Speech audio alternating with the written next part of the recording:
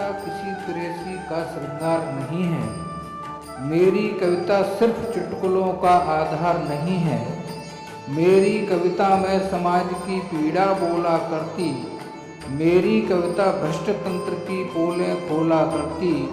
मेरी कविता राष्ट्र प्रेम के गीतों का गुंफन है। मेरी कविता मातृभूमि के चरणों का चुम्बन है। मेरी कविता मातृभूमि के चरणों का चुम्बन है।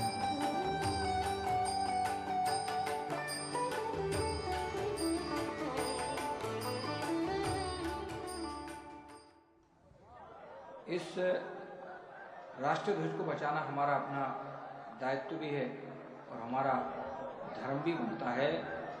लेकिन आज पूरे देश में चारों ओर आतंकवाद फैला हुआ है। ना तो हम स्वतंत्र रूप से अपनी सभाएं कर सकते, ना स्वतंत्र रूप से हम कहीं जा सकते, ना स्वतंत्र रूप से हम कहीं घूम सकते। हमें पल पल ये डर रहता है कहीं कोई बम का विस्फोट नहीं हो जाए। लेकिन फिर भी हम सबल हैं, सक्षम हैं, आतंकवाद को नहीं रोक पा रहे हैं। आखिर क्या कारण है? मैं कुछ क्षण देना चाहता हूं कि उग्रवाद का ये समस्या का निदान कैसे हो सकता है। तब कहना चाहता हूं, हम क्यों नहीं प्रयास करते जब हम इसमें रोकने में सक्षम हैं कि उग्रवादी करते रहेंगे यूं ही मनमानी, उग्रवादी करते रहेंगे यूं ही मनमानी, हे जो बोलो देश का प्रधान बन जाएगा। आप यदि रुकने मनाने में लगे रहे तो पराधीन देश का विधान बन जाएगा। और शांति वार्ता में यदि वक्त को गवाते रहे पूरा कश्मीर शमशान बन जाएगा। चूड़ियां पहनने को कह सकते नहीं हैं, चूड़ियों का मान अपमान बन जाएगा। क्योंकि बंधुओं, हम कहते हैं कोई कायर है, कोई बुज़दिल है तो उसको चूड़ी भेंट कर देना चाहिए, लेकिन ये चूड़ियों का अपमान है। क्यों? क्योंकि चूड़ियां पहनकर झांसी वाली रानी ने भी अंग्रेजी शासकों की नींव को हिला दिया। और चेन्नम्मा की वीरता का इतिहास साक्षी है, सत्य को प्रमाण ने जो शौर्य का दिला दिया। और रानी दुर्गावती ने दुर्गा का रूप धारो बैरियों को पानी तलवार का पिला दिया। और आप जैसे कायर नपुंसक कपूतों ने ही वीर बहादुरों का नाम धूल में मिला दिया। आपको क्या करना चाहिए और आप क्या करते रहे? आपको तो करना चाहिए कि उग्रवाद का विवाद हल करने के लिए जैसे भी अब कोई युक्त तो निकालिए। और आपस की बातचीत से ना हल निकलेगा, आपस की बातचीत से ना हल निकलेगा। समझो तुम वाला अब रोग मत पालिए, तो कुर्सी के छूटने की चिंता को विसारिएगा। टूट नहीं जाए कहीं देश को संभालिए, कुर्सी के छूटने की चिंता को विसारिएगा। टूट नहीं जाए कहीं देश को संभालिए। और डाल डाल तोड़ने से काम ना चलेगा, अब जड़ के सहित पूरा पेड़ खोद डालिए। हमको ये करना पड़ेगा, तब आतंकवाद यहाँ से जा सकता है। क्योंकि हमने जब भी इसकी बातों में आए और समझौते की बात की, तब हमको दगा मिला है।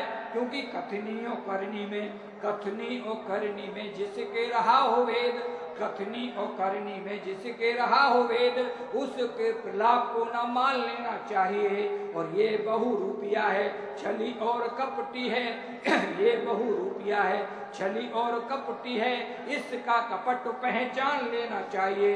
और पुरखों को बार बार क्षमा किया धोखा मिला, पुरखों को बार बार क्षमा किया धोखा मिला।